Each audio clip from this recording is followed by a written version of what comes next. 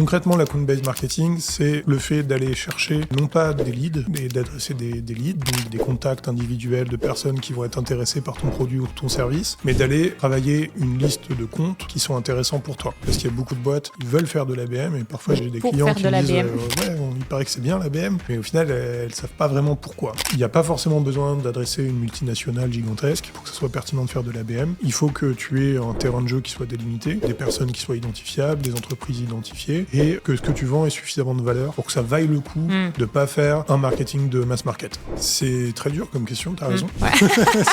Je m'en doutais, j'aurais pas aimé qu'on me la pose. L'acquisition en e-commerce est devenue un challenge corsé. C'est pourquoi, en tant que marketeurs, nous devons redoubler d'efforts pour diversifier nos canaux d'acquisition et maximiser la rentabilité de nos campagnes. Et pour vous aider, je vous invite à découvrir Chainable, le partenaire de cette saison de l'effet marketing. Chainable, c'est un outil qui vous permet de centraliser le déploiement de votre catalogue produit et de vos annonces publicitaires sur tous vos leviers d'acquisition, comme le search, le shopping, les réseaux sociaux, les marketplaces et même l'affiliation. Résultat, vous diffusez sur plusieurs canaux en respectant les codes de chaque plateforme pour maximiser votre ROI. Chainable accompagne plus de 10 000 entreprises en Europe comme Teddy Bear, Comptoir des Cotonniers ou encore Greenwoods. Et c'est vraiment une solution que je recommande à tous mes clients e-commerçants. Pour en savoir plus, cliquez sur le lien en description pour essayer gratuitement Chainable et demander une démo. Générer des leads qualifiés en B2B, c'est le défi de toute entreprise. Attirer des prospects qualifiés et à l'inverse ne pas perdre de temps avec les contacts peu qualifiés, on sait tous à quel point ça peut être une vraie galère. Et si je vous disais qu'il existe une méthode précise, chirurgicale et redoutablement efficace pour générer des leads ultra qualifiés? Attention, ce n'est pas une solution magique et elle demande des efforts, mais elle peut transformer votre manière de générer des leads. Je vous parle de l'account-based marketing ou en abrégé l'ABM. Et pour ça, j'ai le plaisir de recevoir à mon micro Adam Birnbaum, qui est fractionnel CMO et expert en ABM. Il va nous montrer comment générer des leads ultra qualifiés en passant par des étapes clés et avec des exemples concrets. Vous êtes prêts? C'est parti!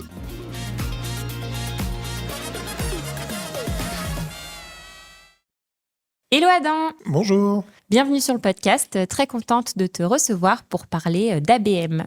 Merci pour ton accueil, je suis très content d'être là aussi.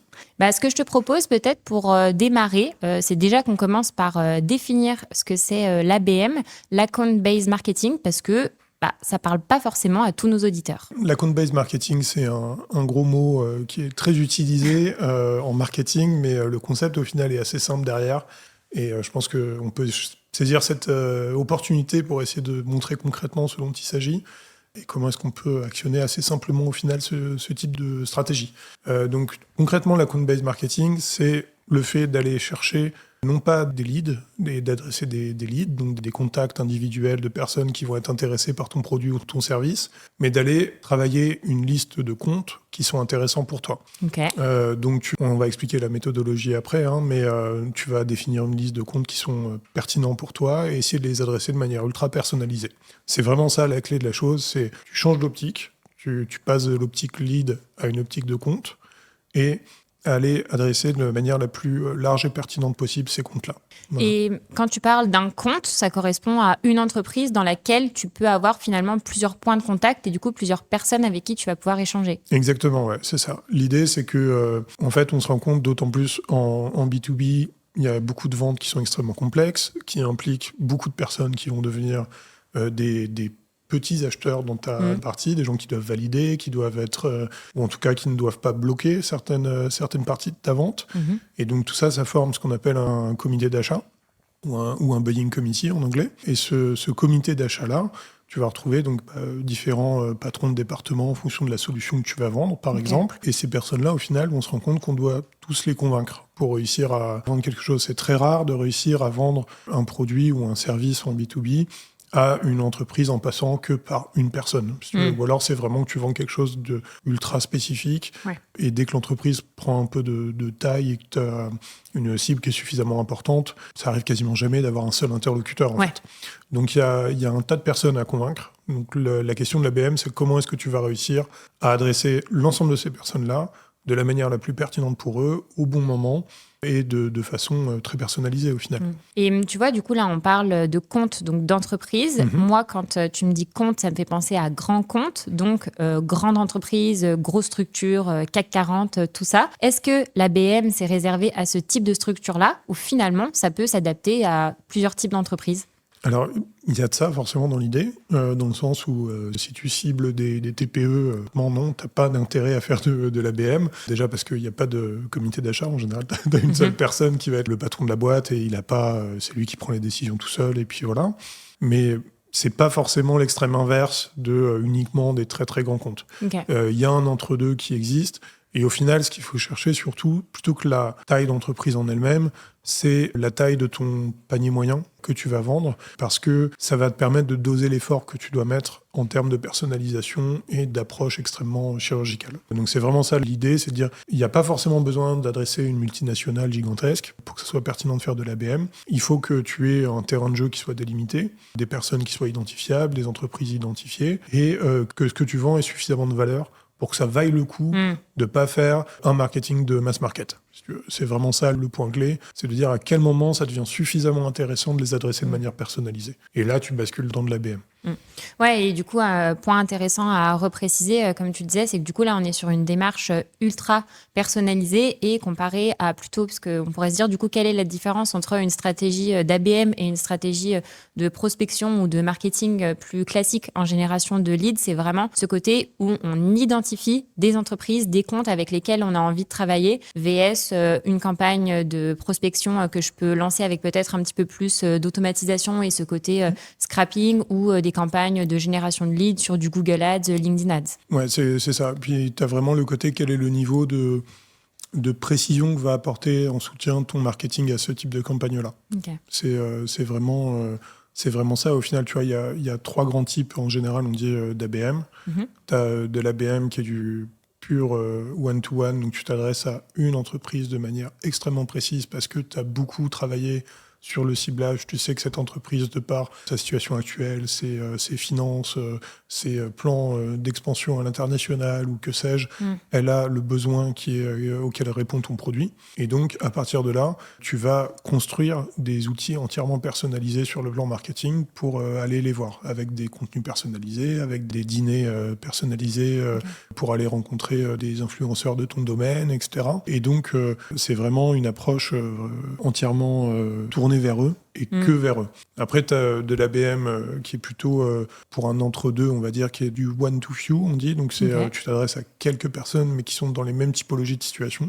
Okay. Donc ça, typiquement, tu vois, moi j'en ai fait des campagnes sur le sujet quand je travaillais pour une plateforme e-commerce qui vendait donc un logiciel e-commerce à des vendeurs, à des e-commerçants. Et l'idée, c'était d'aller travailler sur une cible qui était chez un des concurrents où j'avais déduit par certains comportements que ces entreprises-là étaient probablement sur une phase où elles devaient réévaluer leur solution parce que l'engagement type chez le concurrent était de 3 ans et que d'après les infos que j'avais, elles étaient à 2 ans et demi. Donc, typiquement, après, on a construit des typologies de cibles qui étaient dans cette situation-là, dans tel ou tel domaine du e-commerce et dans telle situation financière. Et donc, ça nous a permis de construire des outils marketing pour les adresser en petits lots, du coup, d'une dizaine de comptes, par exemple. Donc voilà, on est quand même sur du personnalisé, mais en groupe, si tu veux. C'est vraiment l'entre-deux. Et après, il y a des outils d'automatisation qui permettent de faire de l'ABM, entre guillemets, one-to-many, pardon. Donc, où tu t'adresses vraiment à des grands groupes de personnes de manière ciblée, parce que c'est censé porter ton message auprès de ces comptes-là uniquement, contrairement à du display ou ce genre de choses où tu vas targeter par intérêt plus que par compte. Mais là, pour moi, philosophiquement, on n'est plus vraiment dans de l'ABM à ce moment-là. On peut débattre du sujet, hein, tu vois, tout le monde n'est pas du même avis. Ouais. Et les outils, forcément, se vendent comme étant des outils d'ABM en question. Mais pour moi, on est plus dans un marketing ciblé, si tu veux, que dans vraiment une question de logique d'hyper-personnalisation, comme doit le sous-tendre, normalement, à mon sens, l'ABM. Mais c'est très bien aussi, et ça peut très bien fonctionner. C'est pas le débat, quoi, pour moi. Ok, très clair. Et tu vois, maintenant qu'on est bien rentré dans le sujet, qu'on a posé le contexte, est-ce que tu pourrais nous partager finalement ta méthode avec les grandes étapes que tu mets en place quand tu dois lancer une stratégie d'ABM? Et c'est super intéressant d'avoir ton retour parce que je sais que c'est des stratégies que tu as implémentées dans plusieurs entreprises. Donc du coup, c'est des méthodes que tu as testées, éprouvées et qui ont fait leurs preuves. Donc quel serait un petit peu ton playbook avec les différentes étapes? Bah écoute, je dirais, dans un premier temps, l'ABM, il faut comprendre que c'est quelque chose qui est long à donner des fruits, globalement. C'est une stratégie qui doit s'inscrire dans le temps long. Donc, en général, je ne conseille pas de partir que sur de l'ABM. Parce que sinon, tu vas te retrouver avec un marketing qui ne va pas donner de fruits pendant 6 mois ou 9 mois. Et tu te tires une balle dans le pied. Et voilà. C'est vraiment pas du coup un bon plan. Ce qu'il faut, c'est que ça vienne en complément d'une stratégie autre, on va dire. Tu vois, ça doit être une de tes actions marketing, mais ça peut pas être l'unique focus, à mon sens. Donc, le mieux, en général, c'est d'essayer de commencer petit avec un programme pilote qu'on établit. Il n'y a pas besoin pour ça d'essayer d'aller chercher énormément de stacks technologiques, d'acheter des outils, etc. Pour la plupart des boîtes, on peut faire avec l'existant, si tu veux. Ce qui est important, c'est la philosophie, l'approche que tu vas mettre en place, l'alignement avec le reste des équipes business, donc que ce soit les fonctions commerciales, les fonctions partenaires, etc. Et voilà, de faire en place, d'avoir cette espèce de programme pilote artisanal, on va dire, pour prouver que le concept fonctionne, que c'est pertinent pour toi, parce que c'est pas pertinent pour tout le monde au final, mais ça te permet de le tester à moindre frais et en faisant pas trop d'investissement dès le début, en continuant de travailler sur d'autres types de tactiques à côté. Et voilà, donc en général, mon conseil, mais pour un peu tous les sujets, c'est déjà de commencer petit, prouver que ça fonctionne, et ensuite on peut industrialiser une fois qu'on a trouvé le bon filon, quoi, si tu veux. Donc la première des étapes quand on veut faire ça et commencer justement ce programme pilote, pour moi, c'est déjà de bien définir les objectifs qu'on veut avoir en faisant de l'ABM. Parce qu'il y a beaucoup de boîtes qui veulent faire de l'ABM, et parfois j'ai des clients qui me disent il paraît que c'est bien l'ABM, mais au final, elles ne savent pas vraiment pourquoi. Donc la première des questions, c'est quel est ton objectif quand tu veux faire de l'ABM? Est-ce qu'il s'agit de faire vraiment du pur new business, aller acquérir des nouveaux clients? Est-ce qu'il s'agit d'aller faire de l'expansion de compte? Donc ça, typiquement, c'est quelque chose que je développe depuis un peu moins longtemps. Ça commence à rentrer dans les sujets, mais de dire, à un moment où le new business coûte de plus en plus cher et de plus en plus difficile de par les conjonctures économiques, le fait que les clients sont de plus en plus hésitants à renouveler des produits technologiques, etc. On voit que les prix d'acquisition explosent de plus en plus. Donc le sujet de mieux exploiter ses comptes clients, ça devient de plus en plus une actualité. Et donc, d'autant plus quand tu t'adresses à des grandes entreprises, tu te rends compte qu'en fait, ton produit, tu vends un produit X à l'un de tes clients, mais que tu peux proposer aussi un autre produit ou un autre service Y qui pourrait intéresser la BU d'à côté chez ton client. Donc, comment est-ce que tu travailles justement à l'intérieur de compte et comment tu fais de l'expansion par une approche ultra ciblée, ça peut être aussi un sujet. Et après, il y a un troisième point qui est de dire, sans forcément venir essayer de sourcer du nouveau business, tu vas essayer d'aller travailler à accélérer ton pipe. Donc, tu as des prospects qui sont en cours de discussion et par ton approche très ciblée, tu vas essayer de faire en sorte d'accélérer la signature du deal que tu as en cours avec eux. Donc ça, pour moi, c'est les trois grands types d'objectifs. Après, il peut y avoir beaucoup de sous-catégories, mais si on généralise un peu, je pense que c'est ça l'idée. Et après, tu vas regarder quelles sont les bonnes KPI pour toi, quels sont les bons indicateurs clés qui vont venir marquer ton succès, en fonction de ces objectifs-là, évidemment. Donc, ça va être des objectifs de signature de deal, évidemment, par exemple. Mais il va falloir regarder aussi un peu en dessous du fait des spécificités de l'ABM. Notamment, par exemple, moi, ce que je conseille en général de travailler, c'est sur le pourcentage de couverture des comptes. Donc, c'est-à-dire... Quel est le nombre de comptes, si tu vises 10 comptes, combien tu as réussi à effectivement engager. Et donc ça va varier dans le temps, forcément. Ensuite, tu as la pénétration dans les comptes. Donc, c'est-à-dire, par exemple, si tu travailles sur un compte dans lequel il y a 4 personnes que tu dois convaincre, quelles sont les 4 personnes? Est-ce que tu as réussi à engager les 4? Est-ce que toi, pour l'instant, tu en as 2, etc. Ensuite, tu as la question du pourcentage de ton pipe qui est effectivement influencé par de l'ABM. De manière générale, parce que du coup, il peut y avoir tout un tas d'influences. Et donc ça compte aussi, parce que ça permet de doser au final en partie les fruits de l'effort que tu as mis dans l'ABM. Parce que avec toutes les règles d'attribution qu'on peut avoir en marketing... C'est ce que j'allais dire, c'est galère. Parfois, c'est compliqué de voir ce qui a donné quoi, enfin, souvent d'ailleurs. Et pour avoir beaucoup travaillé sur ces sujets-là, et notamment en matière de partenaires, notamment, et d'influence des partenaires sur des deals, la question est vraiment clé, puisqu'en fait, quand tu as une hiérarchie qui est un peu loin des sujets marketing et qui va regarder bêtement dans un CRM qui n'est pas paramétré pour ça, ils vont voir que, oui, mais pourquoi est-ce qu'on dépense autant pour aller faire ça, alors que là, on voit bien que l'attribution, elle n'est pas sur un programme de BM ou elle n'est pas sur un programme de partnership, etc. Donc, il faut aussi prendre ces aspects-là en compte dès le début pour être sûr qu'on va regarder les bonnes choses et que les bonnes choses seront récompensées, entre guillemets, parce que forcément, ça va avoir une influence sur le reste de votre écosystème, si tu veux. Et le dernier point, c'est de voir s'il y a une évolution dans la rapidité de clôture des opportunités. Okay. Est-ce que, justement, grâce à une mise en place de l'ABM, tu vas réussir à réduire de 30%, par exemple, la durée moyenne de signature. Je te dis 30% parce que c'est un exemple... J'ai pas fait de stats exacts sur tous les campagnes d'ABM que j'ai faites, mais en moyenne, c'était à peu près ça. Okay, on voyait vraiment une grosse amélioration, au final, tu vois, sur le sujet, puisque voilà, cette approche ultra personnalisée, ça permettait d'apporter plus de valeur plus vite et de pousser un peu plus vite dans le funnel les personnes pour les convaincre plus rapidement. En fait, tout ça. Donc ça, c'est la première étape, c'était les objectifs. Ouais, j'allais dire du coup bien définir tes objectifs et les KPI. Et ce que je trouve là encore plus important dans le cadre d'une stratégie ABM, c'est que comme tu le disais, vu que c'est sur du long terme, c'est aussi important de se fixer des objectifs à mi-parcours parce que tu sais que tu es parti pour une mission de 6, 9 mois, 1 an, pardon. Et du coup, il faut que tu aies des points d'étape aussi pour pouvoir mesurer l'efficacité de tes actions. Et c'est toujours la difficulté quand tu es sur des leviers de croissance qui sont plus long terme. Ça me fait penser à toutes les actions qu'on peut avoir aussi sur la partie branding, notoriété de marque, qui sont des choses qui sont difficilement palpables sur le court terme. Intangible. Mais c'est ça, tout à fait. C'est plus intangible, mais il faut te mettre des jalons intermédiaires parce que sinon tu as l'impression qu'il n'y a rien qui avance et que c'est forcément décevant. Et ça démobilise aussi les troupes en interne, que ce soit côté marketing ou que ce soit côté commerce ou autre, qui vont dire bah ouais, mais on s'investit, mais là ça donne rien. Alors que voilà, si tu mets des jalons à l'avance qui vont montrer la progression, qui vont te permettre d'ajuster le tir aussi en fonction, c'est ça qui va te permettre de progresser vers l'objectif final. Mais c'est super important de le souligner. Ouais. Ok, très clair.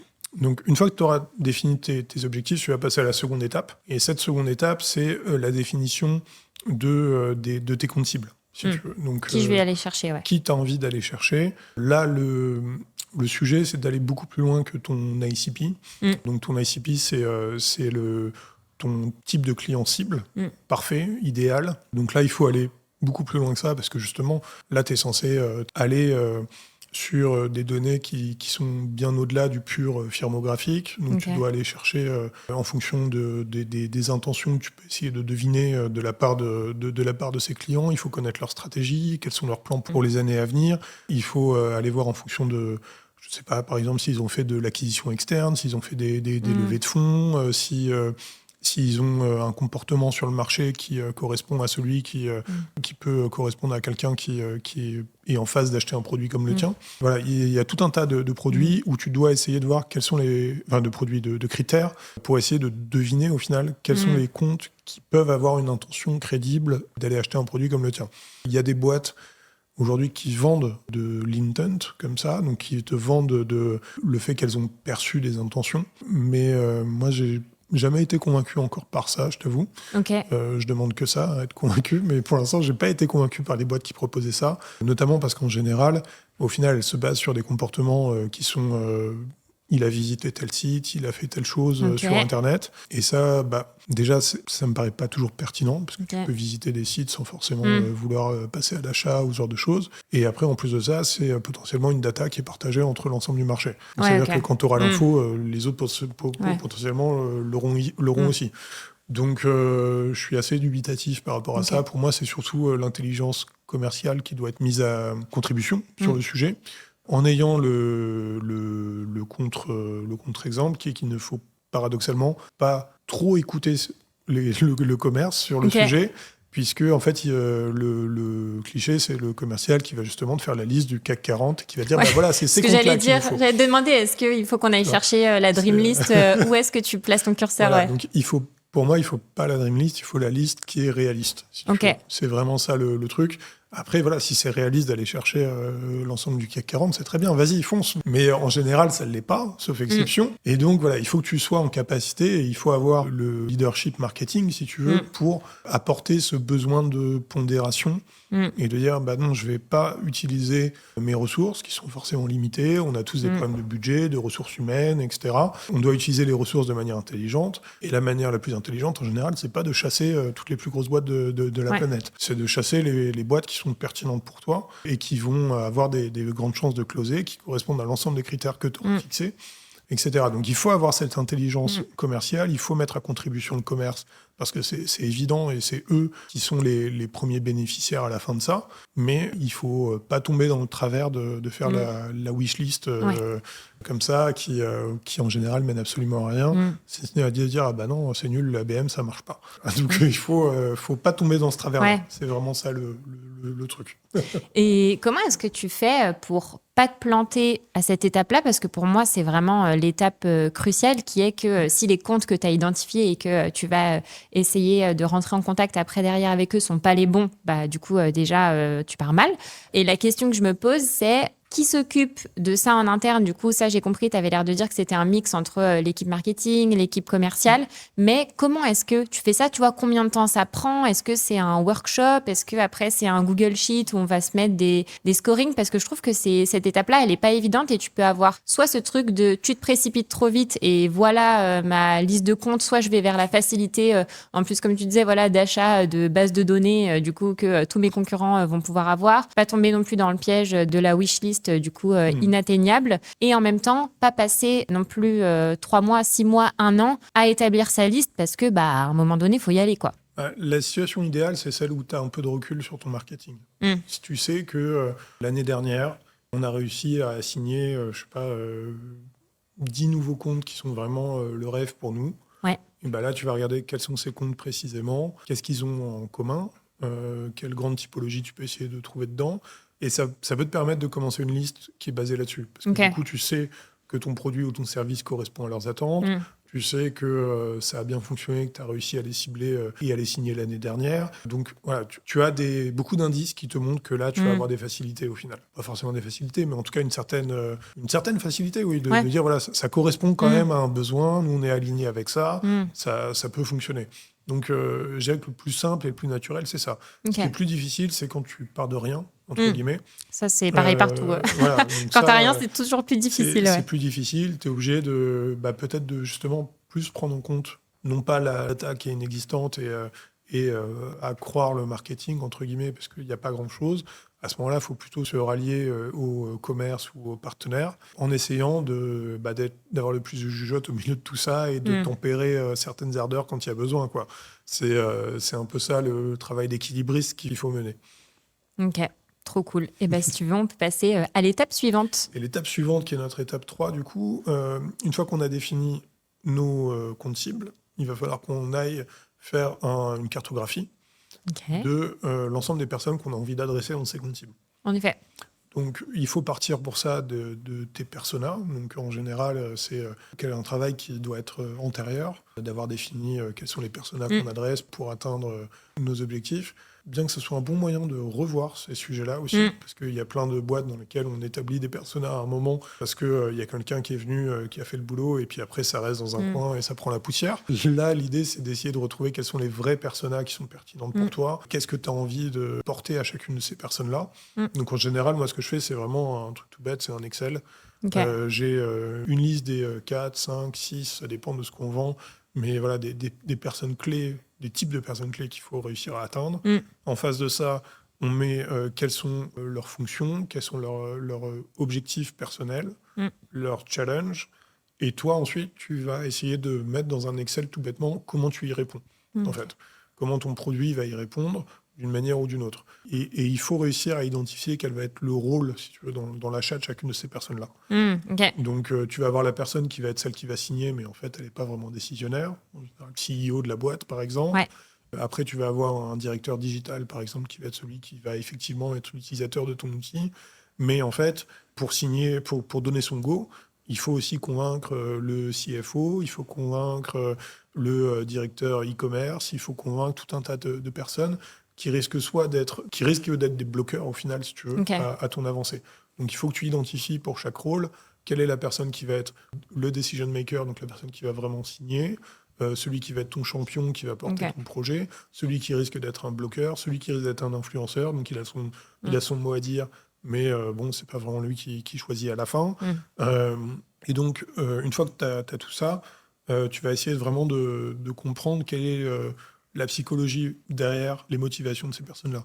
Typiquement, le CFO, en général, il veut sécuriser l'aspect financier de la transaction, il veut faire en sorte d'être assuré sur tel et tel domaine. Le directeur technique, il veut, sa priorité, c'est que ça fonctionne et que ses équipes ne soient pas embêtées après pour gérer des tickets ou que sais-je. Donc, voilà, il faut que tu adaptes au final, pour chaque personne clé, quel est le message clé que tu veux porter. Et ça, de manière très simple, sur un Excel, quelques lignes, déjà, ça te permet de clarifier les choses. Et après, en fait, tu vas, dans un temps suivant, tu vas faire en sorte de concevoir les outils marketing qui vont te permettre d'adresser chacun de ces points-là. Si et c'est là que tout commence, parce que du coup, tu as toute cette phase un peu préparatoire où finalement, tu prépares le terrain. Et après, là, ça y est, une fois que tout est prêt, il faut se lancer. Et ce moment-là, en tout cas, moi, de l'extérieur, il me semble pas évident aussi, parce que tu sais que là, tu as ce truc que tu te dis, OK, c'est bon, j'ai la base, maintenant, j'y vais. Mais du coup, qu'est-ce que je fais ? Voilà, c'est ça. Et pour ça, il faut que tu construises au final un parcours. Tu construis un parcours où tu vas avoir tout un tas de points de contact que tu vas essayer de mettre en place comme ça, avec, selon ce que tu auras déterminé. Au début, on va leur pousser un contenu, ensuite on va les inviter à un événement, ensuite on va les inviter à un dîner, ensuite on va faire de l'outbound pour essayer de les contacter par email et leur repousser à autre chose. Voilà, il faut que tu aies vraiment ce parcours qui soit dessiné, si tu veux, et que tu saches quel type de contenu. Le contenu est vraiment important en général en ABM. C'est vraiment clé parce que tu dois au final leur démontrer tout l'intérêt de ta solution, de ton service. Petit à petit, les rassurer sur chacun des points que tu auras identifiés et de manière assez intelligente et en continu dans le temps. Donc, il faut que tu aies vraiment pour chacun ce schéma. En général, tu vois, je le fais sur Miro, Canva ou un truc comme ça. Et donc, tu as ce schéma avec étape 1, étape 2, étape 3, les timings, ce que tu vas leur pousser. Oui, avec en fait tous les points de contact que tu vas avoir. Et j'imagine qu'en fonction des personnes dans la boîte, ce ne sera pas forcément les mêmes points de contact. Il y en a, ce sera plus l'email, d'autres plus du retargeting via de la publicité, d'autres plus du contenu. Et l'idée, c'est de savoir qu'est-ce que tu vas pousser à qui, à quel moment. Exactement. Après, tu vas avoir des moments en commun, tu vois, quand il y a des sujets qui vont se croiser, qui sont très proches, etc. Mais voilà, il faut que tu sois capable d'orchestrer tout ça, en fait, tout simplement. C'est vraiment un rôle de chef d'orchestre, c'est pas mal trouvé, parce que tu dois être capable de timer, d'envoyer la bonne chose au bon moment, à la bonne personne, dans une certaine logique, et d'essayer de les engager petit à petit comme ça, en fait. C'est vraiment ça le truc. Et pour ça... on en a cité beaucoup, mais il y a beaucoup de tactiques possibles. Et en fait, ce que j'allais te demander, c'est l'ensemble des tactiques marketing qui existent. C'est vraiment, tu peux faire de l'outbound par mail, du LinkedIn, du cold calling, même au final, ça peut rentrer aussi dans certaines choses. Des événements en ligne avec des webinaires ou d'autres choses un peu plus originales. Tu peux avoir des événements en physique, que ce soit les faire venir sur un salon pour échanger, à une conférence, organiser des petits déjeuners thématiques, aller enregistrer des podcasts. Moi, j'en ai fait pas mal aussi, par exemple, pour ça aussi. Donc, tu as vraiment, au final, l'ensemble des cordes qui existent sur lesquelles le marketing peut jouer, mais que là, tu vas essayer d'articuler de manière cohérente pour mener ton ABM. Et est-ce que tu as... Alors, la question n'est pas facile, mais c'est pour m'aider à me projeter, tu vois, un nombre, je sais pas, maximum de... levier que tu peux activer, parce que tu peux avoir un peu aussi ce truc de OK, je fais du contenu, de la pub, un événement, machin. Enfin, tu vois, comment est-ce que tu arrives à trouver le juste milieu entre je dois être présent suffisamment de fois, en même temps, pas trop, il faut que je m'assure que ce soit rentable. Peut-être question du coup plus globale, comment est-ce que tu arrives à arbitrer ? C'est très dur comme question, tu as raison. Je m'en doutais, j'aurais pas aimé qu'on me la pose. Mais en fait, si tu veux, c'est comme tu dis, il ne faut pas trop multiplier parce que tu ne seras pas rentable à la fin. Et puis en plus de ça, tu vas les lasser. Tu vois, si tu as quelqu'un qui met le pied dans ta porte tous les jours, ça va te saouler, tu vas l'envoyer balader. Là, c'est la même idée. Surtout quand c'est fait de manière ultra personnalisée, tu vois. Au bout d'un moment, t'as envie de leur dire, OK, mais lâchez-moi, quoi, vous êtes gentils, mais c'est bon. Donc, il y a vraiment ce dosage qui est hyper important. Et pour ça, au final, il faut se reposer la question de la valeur que tu apportes. Tu vois, et ça, c'est là encore, tu vois, moi, je suis quelqu'un qui me repose énormément sur les fondamentaux du marketing. Je pense que des fondamentaux qui sont bien maîtrisés, après, voilà, tu les déclines, que ce soit en ABM ou en autre chose, c'est même plus vraiment une question au final, tu vois. Et en marketing, la question de la valeur de ce que tu peux apporter à ton prospect, elle est vraiment clé.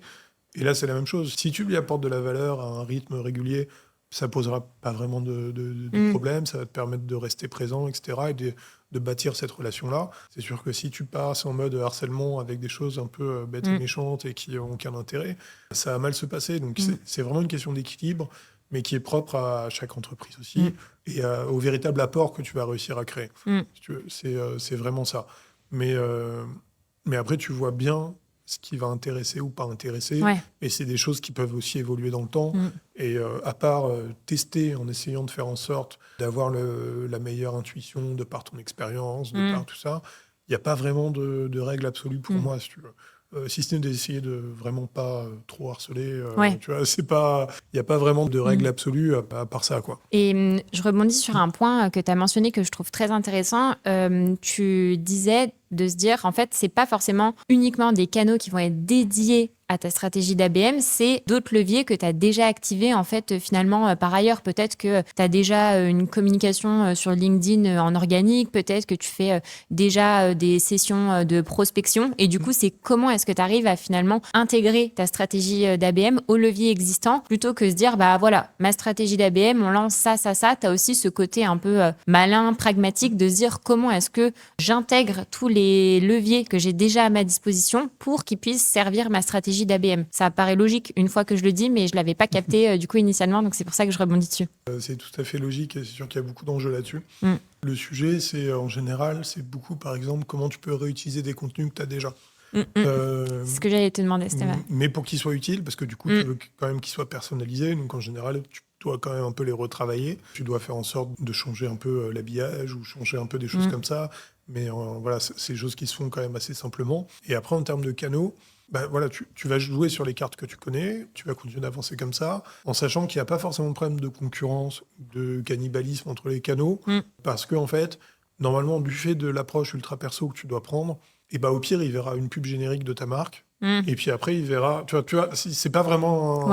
C'est pas un souci, en fait. C'est une objection que j'ai déjà eue auprès d'un client. Mais en fait, se rendre compte qu'au contraire, ça vient plutôt renforcer. Parce que tu vas avoir justement de la considération standard qui va naître par ta présence en ligne, etc.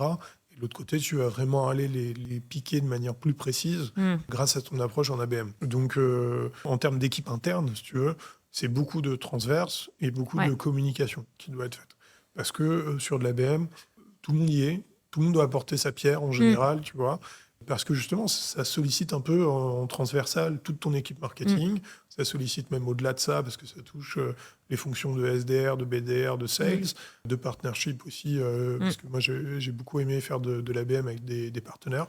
C'est super sympa comme expérience et assez innovant. Donc, au final, ça touche vraiment l'ensemble de ta chaîne business. Donc, il faut surcommuniquer en interne pour être sûr que tout le monde est aligné là-dessus et faire en sorte que tu vas mettre à contribution tous les canaux qui sont pertinents, pas forcément tous ceux que tu actives, mais en tout cas tous ceux qui sont pertinents pour toi dans cette logique-là, et qu'il n'y ait pas de parasitage de quelqu'un qui pousse dans un autre sens à un moment ou ce genre de choses. Ouais, et peut-être finalement, pour s'assurer d'avoir cette synergie entre toutes les équipes, peut-être avoir une personne qui est là en chef d'orchestre, chef de projet, peu importe finalement que la personne soit plutôt d'une équipe ou d'une autre, mais peut-être avoir une personne responsable de cette stratégie ABM qui va pouvoir impulser toute cette dynamique et peut-être s'assurer que tout le monde est bien cohérent et que déjà le ping-pong en interne se fait correctement, quoi. Ouais, c'est ça. Après, peu importe qu'elle soit d'une équipe ou d'une autre, je dirais, il faut quand même que ça soit côté marketing. Tu vois, ça me paraît sûr. Mais après, oui, ça peut être une personne qui est plutôt côté campaign management.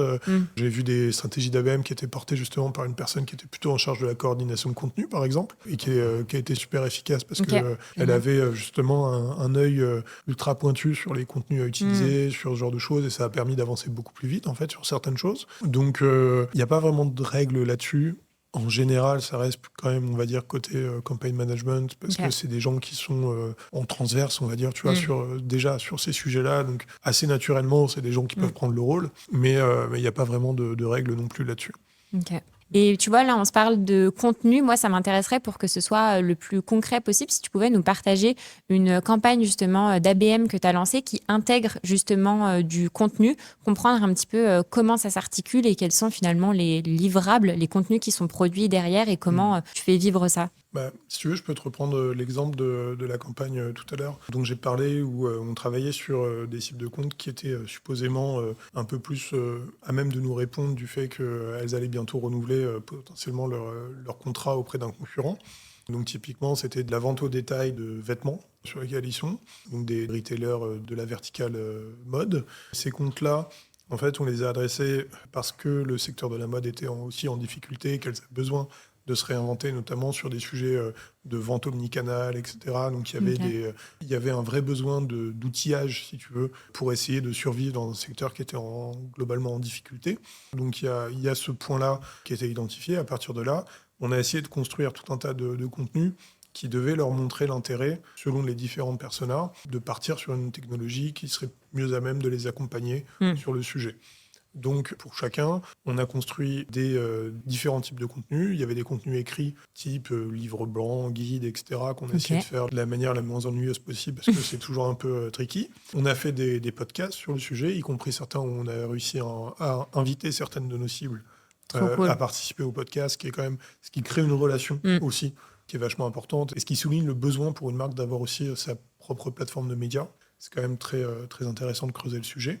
Et à côté de ça, on a croisé ça avec de l'événementiel, qui était ultra ciblé, et où au final, on faisait intervenir une personne qui était un peu influenceur, on va dire, dans le domaine, et qui permettait d'avoir des échanges ultra quali auprès de quelques VIP, qui étaient en fait nos prospects, si tu veux. Okay. Donc... là encore, c'est la question de quelle est la valeur que tu apportes, pas envoyer un livre blanc qui est chiant et qui sert à rien, pas inviter à une conférence qui va leur servir des platitudes, mais à quelqu'un où on sait que c'est quelqu'un d'influent dans le domaine, qui est respecté, qui est écouté, etc. Donc on en revient un peu sur ces fondamentaux-là, mais c'est ça le sujet à la fin. Et cette campagne-là, en plus de ça, donc on a fait intervenir, donc si tu veux, il y avait toute la série de contenus marketing qui était délivrés petit à petit. Ouais. Il fallait intégrer le rôle des SDR, BDR qui venaient s'occuper donc de la outbound et des prises de contact, etc. Et donc il faut avoir une très forte coordination avec cette première étape. Ensuite, au fur et à mesure du réchauffage du compte, la main, elle passait de plus en plus, si tu veux, sur les accounts exécutifs. Okay. Et voilà, on nourrissait comme ça, si tu veux, ce passage petit à petit de la balle par des contenus marketing qui venaient sur cette cible ultra ciblée qu'on avait bien définie auparavant. Et tout ça, ça permettait petit à petit de faire avancer comme ça le sujet et d'avoir des résultats qui, à la fin, étaient sans commune mesure, puisque si je prends l'exemple de cette campagne, sur les 10 comptes qu'on avait sélectionnés, on en avait closé à la fin de l'année 5. Et sur ces 5-là, ça représentait quasiment les objectifs du pays qui étaient remplis par cette approche ultra ciblée, etc.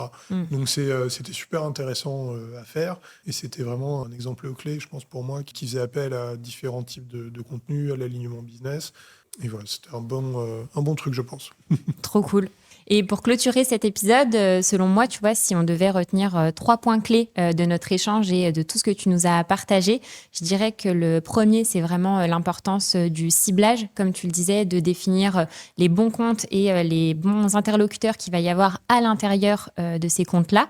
Ensuite, en deuxième étape, et tu l'as dit à plusieurs moments, et du coup, je trouve ça cool de réinsister là-dessus, c'est vraiment la synergie entre les équipes, que ce soit la partie marketing, la partie commerciale et toutes les personnes qui vont intervenir dans ce processus-là et se passer le relais finalement au fur et à mesure.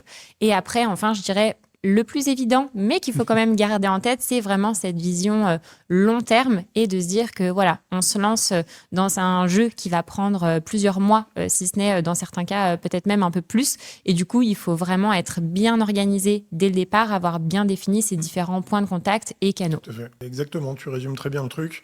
Et si je peux rajouter une chose sur l'alignement business, parce que c'est vrai que je l'ai mentionné beaucoup de fois, parce que c'est important et c'est un de mes dadas, mais... c'est aussi un outil d'alignement, en fait, si tu veux. L'ABM a cette vertu qu'il force à l'alignement quand c'est bien fait. Et donc, c'est le travail d'alignement que tu fais sur l'ABM, il va servir évidemment sur ce programme-là, mais il va servir aussi sur tout le reste de ton business. Et ça, c'est une grande vertu de l'ABM, parce que ça va venir justement réaligner et redynamiser des relations qui, parfois, entre départements, peuvent être difficiles, conflictuelles ou autres. Trop cool. Merci beaucoup, Adam, pour tout ce que tu nous as partagé. Super épisode sur l'ABM et je suis convaincue qu'il sera utile à beaucoup de nos auditeurs. Merci beaucoup. À très vite. À bientôt. Si vous avez aimé cet épisode, n'hésitez pas à vous abonner et à laisser un commentaire directement sous la vidéo, ou si vous nous écoutez sur les plateformes d'écoute, laissez-nous 5 étoiles sur Spotify et Apple Podcast. Et je vous dis à très vite dans le prochain épisode.